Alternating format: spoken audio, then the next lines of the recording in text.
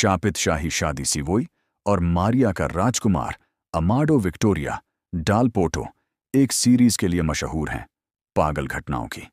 इतना कि बहुत से लोग अब इसे इतिहास की सबसे शापित शाही शादियों में से एक मानते हैं। और आप जल्द ही देखेंगे क्यों। शुरुआत से ही सब गलत होने लगा। जब शादी का जुलूस महल से निकलकर चर्च की ओर जा रहा था तो घोड़े की पीठ पर एक कर्नल रास्ता दिखा रहा था, लेकिन मौसम बहुत गर्म था और कर्नल धूप की मार से गिर पड़ा और मर गया। तुरंत किसी और ने उसकी जगह ले ली और जुलूस आगे बढ़ा। लेकिन जब वे महल के दरवाजे पर पहुंचे तो उन्हें खोला नहीं जा सका। पता चला कि दरबान अचानक मर गया था। इन परेशान करने वाले संकेतों के बावजूद शादी जारी रही। समारोह के बाद जुलूस दुल्हन को ट्रेन स्टेशन से लेने गया, लेकिन जिसने शादी का करार लिखा था वह अफसर स्ट्रोक से मर गया। उसके तुरंत बाद स्टेशन मास्टर गलती से दुल्हन की गाड़ी के नीचे गिरकर मर गया। आपदाएं यहीं नहीं रुकीं। जब जुलूस वापस महल लौट रहा था तो एक और हादसा हुआ। कास्टिग्लियोनी का गिनती, जो घोड़े पर गाड़ी के पास चल रहा था, पहियों के नीचे आकर कुचल गया और मर गया। गोलकीपर का इंटरव्यू फरवरी 2015 में एक मशहूर पूर्व गोलकीपर एक यादृच्छिक सड़क इंटरव्यू के बाद वायरल हो गया, जिसने एक चौंकाने वाली संयोग की ओर इशारा किया। रिपोर्टर अक्सर लोगों से सड़क पर पिछले मैचों के बारे में राय पूछते हैं, लेकिन किसी ऐसे व्यक्ति से मिल जाने की संभावना जो वास्तव में कहानी का हिस्सा रहा हो बहुत कम होती है। लेकिन बिल्कुल यही हुआ मर्सीसाइड डर्बी से पहले, जो लिवरपूल और एवर्टन के बीच का फुटबॉल मैच था। बीबीसी के रिपोर्टर स्टुअर्ट फ्लैंडर्स सड़कों पर लोगों से पूछ रहे थे कि क्या उन्हें 1967 का एफए कप मैच याद है, जो दोनों टीमों के बीच हुआ था। और इंटरव्यू के दौरान उन्होंने एक बूढ़े आदमी से खेल के बारे में पूछा, लेकिन उसकी हैरानी की बात यह थी कि उस आदमी ने जवाब दिया, हाँ, मैं जानता हूं, मैंने उसी मैच में खेला था। मैं लिवरपूल का गोलकीपर था। वो शख्स टॉमी लॉरेंस था, जो 1967 के उस मैच में लिवरपूल का मुख्य गोलकीपर रहा था। यह वीडियो बहुत जल्दी दुनिया भर में वायरल हो गया। जैकी चैन और 9 नवंबर एक फिल्म थी जिसका नाम नोज ब्लीड था। उसमें जैकी चैन एक खिड़की साफ करने वाले का किरदार निभाने वाले थे, जो वर्ल्ड ट्रेड सेंटर में काम करता है। अपनी नौकरी करते समय उसका किरदार एक आतंकवादी साजिश का पता लगाता है। कुछ वर्जन में साजिश स्टैच्यू ऑफ लिबर्टी को उड़ाने की होती और कुछ में ट्विन टावर्स को। फिल्म की शूटिंग 11 सितंबर 2001 को असली वर्ल्ड ट्रेड सेंटर पर शुरू होने वाली थी, लेकिन अजीब मोड़ ये आया कि स्क्रिप्ट पूरी नहीं थी, इसलिए शूटिंग टल गई और टीम वहां से चली गई। उसी सुबह आतंकवादी हमला हुआ और ट्विन टावर्स ढह गए। जैकी चैन ने बाद में कहा कि उन्हें एहसास हुआ कि वो कितने करीब थे उस त्रासदी का हिस्सा बनने से। उनका मानना था कि अगर स्क्रिप्ट तैयार होती तो शायद वो भी उस दिन मारे जाते। 2 विलियम वेस्ट 1 मई 1903 को एक अफ्रीकी अमेरिकी व्यक्ति जिसका नाम विल वेस्ट था, उसे हत्या के आरोप में गिरफ्तार करके कंसास के लेवनवर्थ जेल में लाया गया। नए कैदी की तरह उसका फोटो लिया गया, उसका शारीरिक विवरण लिखा गया और उसके शरीर के 11 माप दर्ज किए गए। लेकिन तभी अजीब हुआ, जेल के रिकॉर्ड में पहले से ही एक विल वेस्ट का नाम मौजूद था। बिल्कुल वही नाम, वही शरीर के माप और लगभग एक जैसा चेहरा। जब पुरानी फाइल निकाली गई तो उसमें मौजूद फोटो बिल्कुल नए कैदी से मिलता जुलता था। फोटो देखकर नया कैदी खुद भी हंस पड़ा और बोला कि ये तो बिल्कुल उसी जैसा दिखता है, लेकिन उसने जोर देकर कहा कि वह पहले कभी जेल नहीं आया। जेल के कर्मचारियों ने और ध्यान से देखा और यह देखकर हैरान रह गए कि फोटो में दिख रहा आदमी, जिसका नाम भी विलियम वेस्ट था, अभी भी पास की एक कोठरी में कैद था। जब दोनों को आमने सामने लाया गया तो सब हैरान रह गए। दोनों एक दूसरे से लगभग बिल्कुल एक जैसे दिखते थे। दोनों का नाम भी एक ही था और अब दोनों एक ही जेल में थे। राजा लुई 16वां और संख्या 21 फ्रांस के राजा लुई 16वें।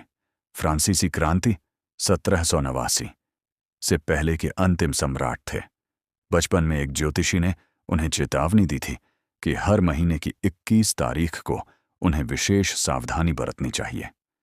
राजा ने इस चेतावनी को बहुत गंभीरता से लिया और बड़े होने पर भी 21 तारीख को कोई आधिकारिक काम नहीं करते थे, क्योंकि वे इसे अशुभ मानते थे। लेकिन जून 1791 में फ्रांसीसी क्रांति के दौरान उन्होंने राजधानी से भागने का निर्णय लिया। योजना अच्छी तरह बनाई गई थी। उन्हें पेरिस छोड़कर एक शाही गढ़ की ओर जाना था। मगर अजीब बात यह थी कि उन्होंने 21 जून को भागने का दिन चुना, वही तारीख जिससे वे पूरी जिंदगी बचते रहे। भागने की यह कोशिश असफल रही। लगभग 150 मील दूर उन्हें पहचान लिया गया और पकड़ लिया गया। इसके बाद 21 सितंबर 1792 को, यानी ठीक 1 साल 3 महीने बाद, राष्ट्रीय सभा ने राजतंत्र को समाप्त कर दिया। फ्रांस गणराज्य घोषित हुआ और राजा लुई 16वें ने अपना सिंहासन, सत्ता और अंततः अपनी जान भी गंवा दी। तुतनखामुन की शापित तुरहियां प्राचीन मिस्र के राजा तुतनखामुन की कब्र से मिली। 2 तुरहियों के बारे में कहा जाता है कि वे शापित हैं। इन तुरहियों को ब्रिटिश पुरातत्वविद हावर्ड कार्टर ने खोजा और फिर इन्हें काहिरा के मिस्र संग्रहालय में रख दिया गया, जहां ये 17 साल तक बिना छुए रहीं। साल 1939 में बीबीसी ने मिस्र सरकार से अनुमति ली कि इन्हें रेडियो पर बजाया जाए। तुरही को एक संगीतकार ने स्टूडियो में बजाया और यह कार्यक्रम लगभग 15 करोड़ श्रोताओं तक प्रसारित हुआ। कुछ ही महीनों बाद 1 सितंबर 1939 को द्वितीय विश्व युद्ध शुरू हो गया। शुरुआत में तुरही और युद्ध के बीच कोई संबंध नहीं माना गया, लेकिन यह सोच धीरे धीरे बदलने लगी। इसके बाद तुरही लगभग 30 साल तक संग्रहालय में ही रही। साल 1967 में संग्रहालय के एक कर्मचारी ने इसे फिर बजाया। कुछ ही दिनों बाद 6 दिवसीय युद्ध मिस्र और इजराइल के बीच शुरू हो गया। फिर 1990 में तुरही एक बार फिर बजाई गई और उसी साल 2 अगस्त को खाड़ी युद्ध छिड़ गया। नरसिंगे और युद्ध, उस समय कुछ लोगों को यह विश्वास होने लगा कि इन नरसिंगों की आवाज और विनाशकारी युद्धों के बीच कोई संबंध है।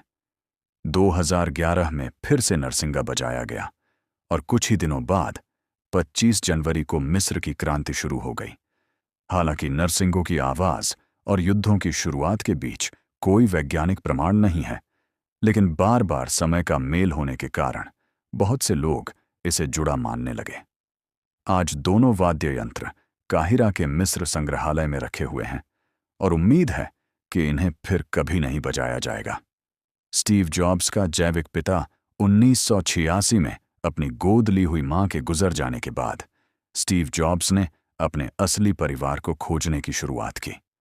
उन्हें अंततः अपनी बहन और मां मिल गईं, लेकिन वे यह नहीं जानते थे कि सालों पहले वे अपने पिता से मिल भी चुके थे। स्टीव अक्सर एक सीरियाई रेस्तरां जाया करते थे जिसका मालिक अब्दुल फत्ता जंदाली था। संयोग से वही उनके पिता निकले। उस समय दोनों में से किसी को इस रिश्ते की जानकारी नहीं थी। 2006 में जंदाली को सच पता चला, लेकिन उन्होंने जॉब्स से संपर्क नहीं किया क्योंकि उन्हें डर था कि लोग उन्हें पैसों के पीछे भागने वाला समझेंगे। इस तरह दोनों कभी एक दूसरे को जान नहीं पाए। राष्ट्रपतियों का खून का रिश्ता लगभग सभी अमेरिकी राष्ट्रपतियों में एक अजीब सी समानता है।